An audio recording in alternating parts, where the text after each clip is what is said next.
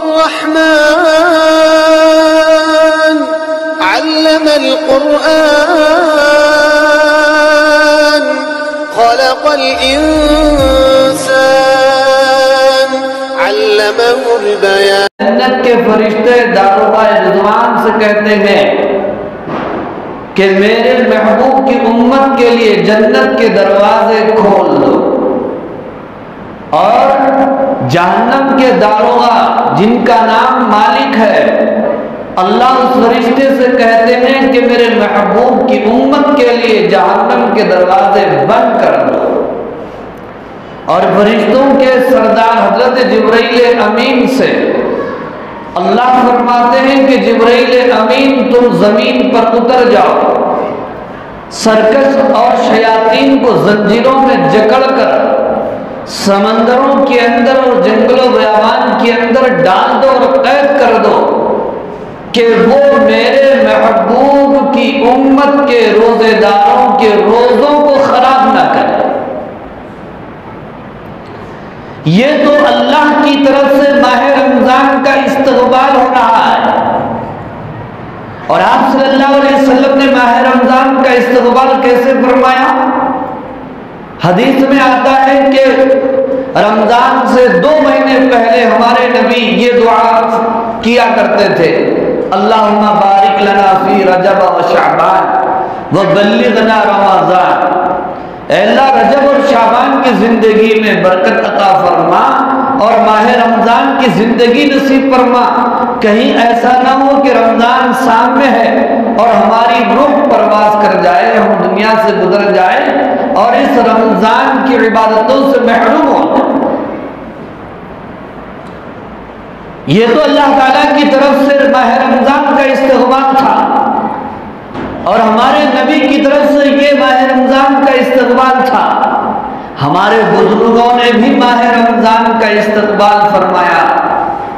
کس انداز سے کتابوں میں آتا ہے کہ ہمارے بزرگان دین اولیاء کرام 6 مہینے پہلے سے رمضان کے لیے دعائیں کیا کرتے تھے کہ اللہ رمضان کی عبادتیں نصیب فرما، ماہ رمضان کے مبارک لمحات اور گھڑیاں نصیب فرما۔ اور جب ماہ رمضان رخصت ہو جاتا تھا، ماہ رمضان گزر جاتا تھا، تو اور 6 مہینے تک ہمارے بزرگ اور ہمارے بڑے ماہ رمضان کی عبادتوں کی قبولیت کی دعا کیا کرتے تھے کہ اللہ رمضان کے روزے قبول فرما، رمضان کی تراویح قبول فرما، رمضان کا اعتکاف قبول فرما، رمضان کا صدقہ قبول فرما، رمضان کی تلاوت قبول فرما، رمضان کی تہجد قبول فرما، رمضان کی سحری اور افطار قبول فرما۔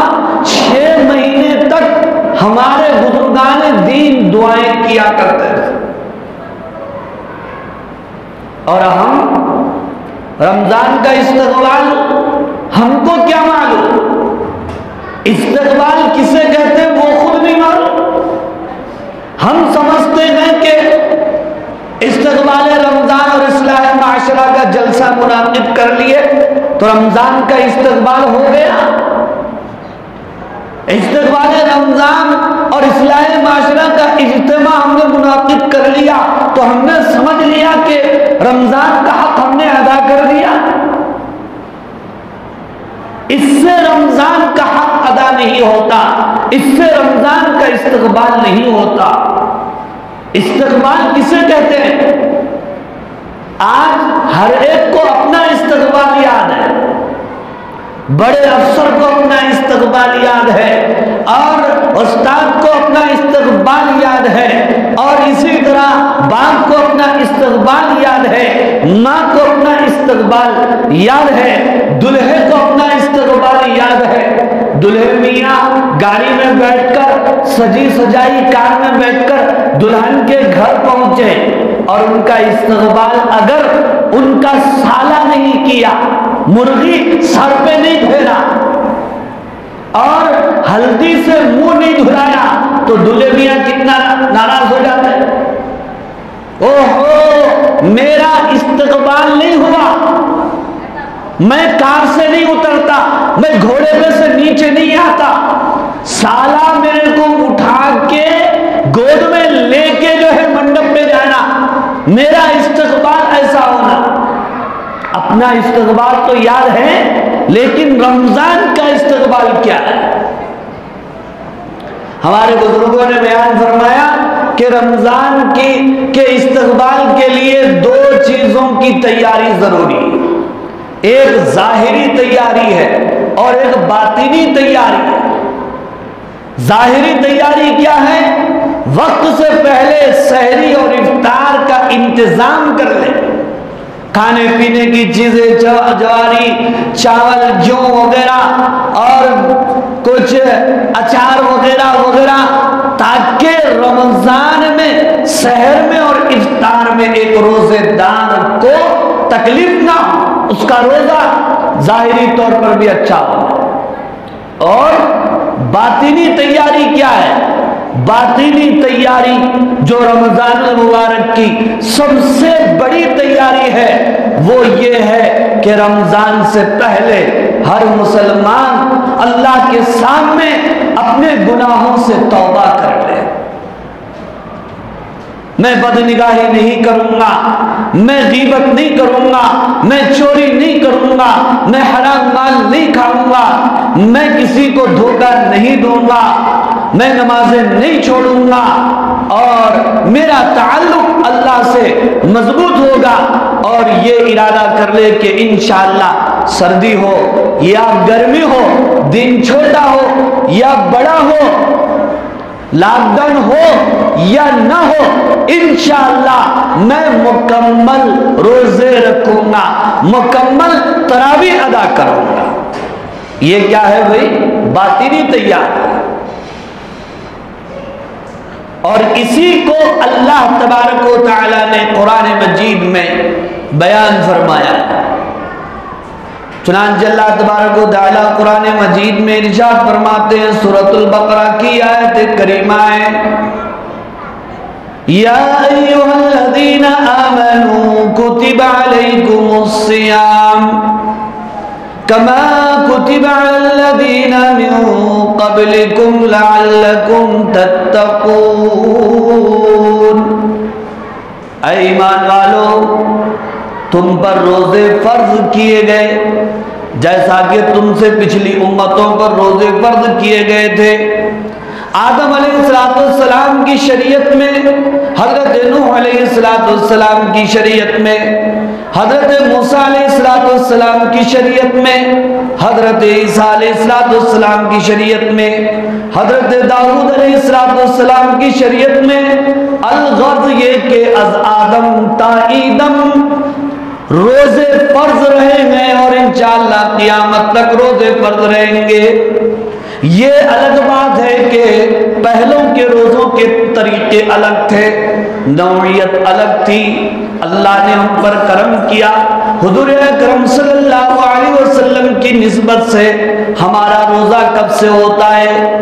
صبح 7 سے لے کر کے غروب آفتاب تک اس امت کے روزے کی ٹائمنگ ہے، لیکن پچھلے امتوں کے روزوں کی ٹائمنگ کیا تھی؟ یہ مغرب سے لے کر آنے والی دوسرے دن کی مغرب تک روزہ رکھنا ہوتا تھا۔ اس لیے فرمایا یا ایھا الذین آمنوا کتب علیکم الصیام، اے ایمان والو تم پر روزے فرض کیے گئے، کما کتب علی الذین من قبلکم، جیسا کہ تم سے پچھلی امتوں پر روزے فرض تھے۔ اب بندے کے دل کو تذکیر ہو گئی، سکون مل گیا کہ چلو یہ پہلا حکم ہم پر نہیں ہے، پچھلی امتوں نے بھی روزہ رکھا تھا تو ان کی جانیں نہیں گئی تھی، وہ مرے نہیں تھے، وہ بیمار نہیں ہوئے تھے، لہذا اگر ہم بھی رکھیں گے تو ہم بھی نہیں مریں گے، ہماری جانیں بھی نہیں جائیں گے، ہم بھی بیمار نہیں ہوں گے۔ پھر بندے نے اللہ سے پوچھا یہ روزے کیوں فرض کیے گئے؟ آپ تو خزانوں کے مالک ہیں، زمین اور آسمانوں کے خالق ہیں، پالنہار ہے، پروردگار ہے، آپ کے خزانے لامحدود ہیں، روزی تو رمضان میں ختم نہیں ہوتی، پھر آپ ہمیں روزے کا حکم کیوں دے رہے ہیں؟ تو اللہ رب العالمین نے فرمایا میں بے نیاز ہوں، میں کسی کا محتاج نہیں ہوں، تمہاری نماز کی، تمہاری ذکر کی، تمہاری تلاوت کی مجھے کوئی ضرورت نہیں ہے۔ اے میرے بندو، میں نے روزوں کو تمہارے اوپر فرض کیا ہے تمہارے روحانی فائدے کے لیے، تمہارے اندر دینداری لانے کے لیے، تمہارے نفس کو کنٹرول میں رکھنے کے لیے۔ 11 مہینے تو تم خوب کھائے، خوب پیے، خوب مزے اڑائے، لیکن یہ 1 مہینہ کم از کم اپنے معدے کو راحت دو، اس کو چھٹی دو۔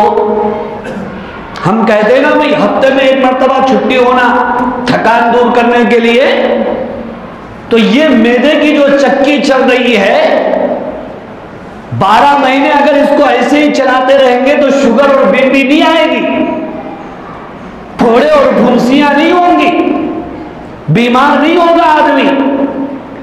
اس معدے کو راحت دینے کے لیے یہ روزے کا جسمانی فائدہ بیان کیا ہے علماء کرام نے، لیکن اس سے بڑا فائدہ یہ ہے، نوجوان کہتے ہیں کہ مول صاحب عجیب و غریب وسوسے آ رہے ہیں، وسوسوں کی بیماری لگ چکی ہے، گناہ کی عادت ہم سے نہیں چھوٹتی ہے، اس کا علاج کیا ہے؟ قرآن نے اس کا علاج بتایا کہ تم رمضان کے مکمل روزے رکھو، تمہارا نفس تم کنٹرول میں آ جائے گا، تمہاری برائیاں چھوٹ جائیں۔ اس لیے ہمارے بزرگوں نے بیان فرمایا کہ جو رمضان کو رمضان کی طرح گزارے گا، گناہ نہیں کرے گا، آنکھ سے بھی نہیں کرے گا، کان سے بھی نہیں کرے گا، ہاتھوں سے بھی نہیں کرے گا، دل سے بھی نہیں کرے گا، زبان سے بھی نہیں کرے گا، معدے سے بھی نہیں کرے گا، پیٹ سے بھی نہیں کرے گا، حلال کھائے گا، مکمل روزے رکھے گا، مکمل تراویح پڑھے گا، 5 وقتوں کو باجماعت نماز ادا کرے گا، اس کے اندر قسم کھا کر یہ بات کہی جا سکتی ہے کہ اللہ دینداری کو پیدا فرما دے، اللہ اس کو متقی بنا دے، اللہ اس کو پرہیزگار بنا دیں گے۔ کیا ہم نہیں چاہتے کہ رمضان کے مکمل روزے اور تراویح ادا کر کے متقی اور پرہیزگار بن جائیں؟ کیا دیندار بننا ہم نہیں چاہتے؟ رمضان کی گھڑیاں کتنی مبارک گھڑیاں ہیں۔ آپ صلی اللہ علیہ وسلم نے بیان فرمایا کہ رمضان کا پہلا عشرہ رحمت کا، دوسرا عشرہ مغفرت کا، تیسرا عشرہ جہنم سے آزادی کا ہے۔ رمضان میں اگر کوئی نفل کام کرتا ہے اللہ اسے فرض کے برابر ثواب عطا فرماتے ہیں، اور اگر کوئی فرض ادا کرتا ہے تو غیر رمضان کے 70 فرضوں کے برابر اسے ثواب عطا فرماتے ہیں۔ ایک حدیث میں پڑھ رہا تھا، نبی اکرم صلی اللہ علیہ وسلم نے ارشاد فرمایا کہ جو رمضان میں 1 مرتبہ سبحان اللہ کہتا ہے، اللہ تعالیٰ اسے 1000 مرتبہ سبحان اللہ کہنے کا ثواب عطا فرماتے ہیں۔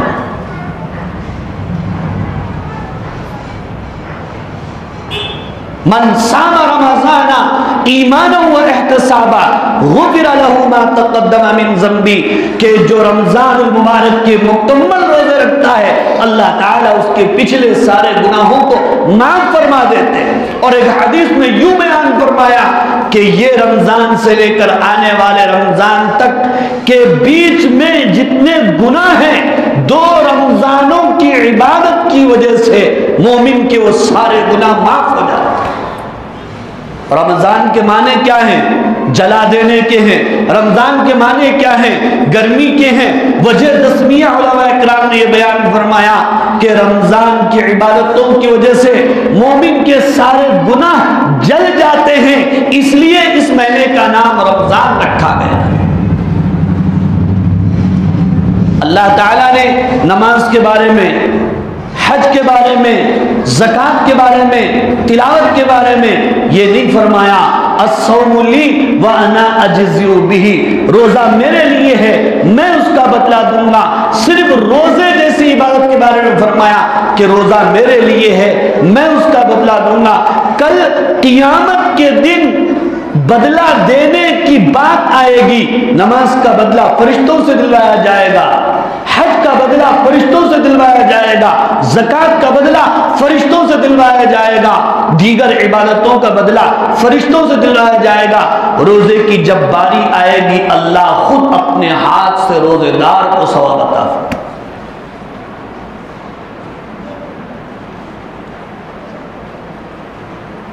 یہ کسی حدیث میں نہیں کہا گیا کہ نماز پڑھنے والے کے منہ میں اگر بدبو آ جائے تو مشک سے زیادہ اللہ کو محبوب ہے، کہا گیا ہے۔ کسی حاجی کے بارے میں کہا گیا کہ اس حاجی کے منہ کی بدبو اللہ کو مشک سے زیادہ پسندیدہ ہے۔ کسی زکات دینے والے کے بارے میں یہ بات کہی گئی کہ اس کے منہ کی بدبو اللہ کو خود مشک سے زیادہ پسندیدہ ہے؟ نہیں، صرف روزے کے بارے میں حدیث میں یہ آیا ہے کہ روزے دار روزے کی حالت میں اللہ کو اتنا محبوب اور پیارا ہو جاتا ہے کہ اس کے منہ کی بدبو بھی اللہ کو خوشبو لگتی ہے، اللہ کو پسندیدہ ہوتی ہے۔ کیا یہ کہا گیا نمازی کے لیے فضاؤں میں پرندے دعا کرتے ہیں، عرش پر فرشتے دعا کرتے ہیں، زمین میں حشرات الارض دعا کرتے ہیں، سمندر میں مچھلیاں دعا کرتی ہیں، بلوں میں چونٹیاں دعائیں مغفرت کرتی ہیں؟ نہیں، روزے دار کے بارے میں کہا گیا۔ اور روزے دار کے بارے میں یہ بھی تک کہا گیا کہ روزے دار افطار کے وقت جو دعا کرتا ہے اللہ اس کی دعا کو رد فرماتا ہے۔ اس لیے فرمایا ایھا الذین آمنوا کتب علیکم الصیام کما کتب علی الذین من قبلکم لعلکم تتقون۔ اے ایمان والو، تم پر روزے فرض کیے گئے جیسا کہ تم سے پچھلی امتوں پر روزے فرض کیے گئے تھے، تاکہ تم متقی بن جاؤ، تاکہ تم پرہیزگار بن جاؤ۔ بندے نے پوچھا، جب بات سمجھ میں آ گئی، ٹھیک ہے اللہ میاں میں روزہ تو رکھوں گا لیکن کتنے دن رکھنا ہے؟ پھر اللہ نے تسلی دی، پھر اللہ نے بندے کی حوصلہ افزائی فرمائی، فرمایا ایاما معدودات، بندے زیادہ دن نہیں ہے، 11 مہینے 6 مہینے 8 مہینے 2 مہینے 3 مہینے نہیں رکھنا ہے، وہ گنتی کے صرف چند دن ہے۔ رمضان کا صرف 1 مہینہ ہے جو 29 دن بھی ہو سکتے ہیں، چاند کے اوپر ہے 30 دن بھی ہو سکتے ہیں۔ ایاما معدودات، بندے کو یہ بات بھی سمجھ میں آ گئی تو بندے نے پھر پوچھا، رب العالمین ٹھیک ہے میں روزہ رکھنے کے لیے تیار ہوں لیکن میں بیمار ہو جاؤں تو کیا کروں؟ میں روزہ رکھنے کے لیے تیار ہوں لیکن مجھے سفر پر جانا ہے تو کیا کروں؟ تو رب العالمین نے بھی بیان فرمایا، میں وہ ظالم نہیں ہوں کہ تجھے بیمار رکھ کر بھی روزے کا حکم دوں، میں وہ ظالم نہیں ہوں کہ تجھے سفر پر رکھ کر بھی روزے کا حکم دوں۔ اگر تو اتنا بیمار ہے تیرے دل سے پوچھ لے، ہیلا بہانہ مت کر، تیرا دل تیرا ضمیر تجھے بتا دے گا تو روزہ رکھ سکتا ہے یا نہیں رکھ سکتا۔ ہیلا بہانہ مت کرنا، تیرا ضمیر اگر تجھے کہہ دے کہ تو نہیں رکھ سکتا تو مت رکھ، بعد میں قضا کر لے۔ سفر کی حالت میں اگر تو روزہ نہیں رکھ سکتا، 77 کلومیٹر کا سفر ہو تو یہاں سے کوئی رنجول چلا جائے تو اسے سفر شرعی نہیں کہتے، یہاں سے کوئی بلال پور چلے جائے تو اسے سفر شرعی نہیں کہتے۔ 77 کلومیٹر کا اگر سفر ہو تو مسافر کو اس بات کی اجازت دی گئی کہ وہ اگر چاہے تو روزے میں افطار کر سکتا ہے، بعد میں اس کی قضا بھی کر سکتا ہے۔ عورتوں نے پوچھا، عورتوں کے بھی مسائل ہوتے ہیں، اگر ہم ناپاک ہیں تو شریعت نے کہا کوئی بات نہیں ہے، بعد میں قضا کر لو۔ عورتوں نے کہا کہ ہم حاملہ ہیں تو کیا ہے، شریعت نے کہا کہ تم اپنے ڈاکٹرنی سے پوچھ لو، اگر تم میں کمزوری ہے تو بعد میں قضا کر لو۔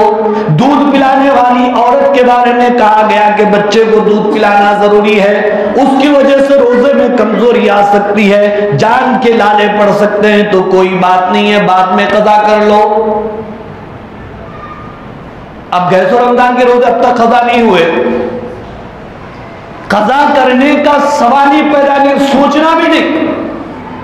ایام معدودات فمن کان منکم مریضا او علی سفر، تم میں اگر کوئی بیمار ہو یا کسی سفر پر ہو، فعدۃ من ایام اخر، دوسرے دنوں میں یہ گنتی مکمل کر لے، اپنے چھوٹے ہوئے روزوں کو پورا کر لے۔ بزرگوں اور عزیز دوستوں، نماز اور روزوں میں 3 تبدیلیاں آئی ہیں۔ نماز کی 3 تبدیلیاں کیا ہے؟ پہلی تبدیلی یہ ہے کہ شروع اسلام میں مسلمان مسجد اقصی کی طرف رخ کر کے نماز پڑھتے تھے، بعد میں قبلے کو بدلنے کا حکم ہوا۔ دوسری تبدیلی یہ آئی کہ ابتدائے اسلام میں اذان نہیں تھی، لوگ صرف ایک دوسرے کو آواز دے کر بلاتے تھے۔ سب سے پہلے عبداللہ ابن زید ابن عبد ربی رضی اللہ تعالی عنہ نے خواب دیکھا، ایک بازار ہے، وہ اس میں کسی چیز کو خرید رہے ہیں، بیچنے والے نے پوچھا اس کو خرید کر تم کیا کرو گے؟ تو انہوں نے کہا کہ اس پونگے کے ذریعے سے میں لوگوں کو نماز کے لیے بلاؤں گا۔ اس نے بتایا اس سے بہتر ہے یہ کلمات تو پڑھ لے۔ پھر اس فرشتے نے خواب میں پوری اذان سنا دی، اور کمال دیکھو صحابی کا، نیند سے اٹھنے کے بعد مکمل اذان ان کو یاد تھی، دربار رسالت میں حاضری دی، اپنا خواب سنایا۔ حضور نے کہا کہ یہی تو اذان ہے، بلال تمہاری آواز ان سے اونچی ہے، تم کھڑے ہو کر کے اللہ اکبر کی صدائیں لگاؤ۔ یہ دوسری تبدیلی تھی نماز میں۔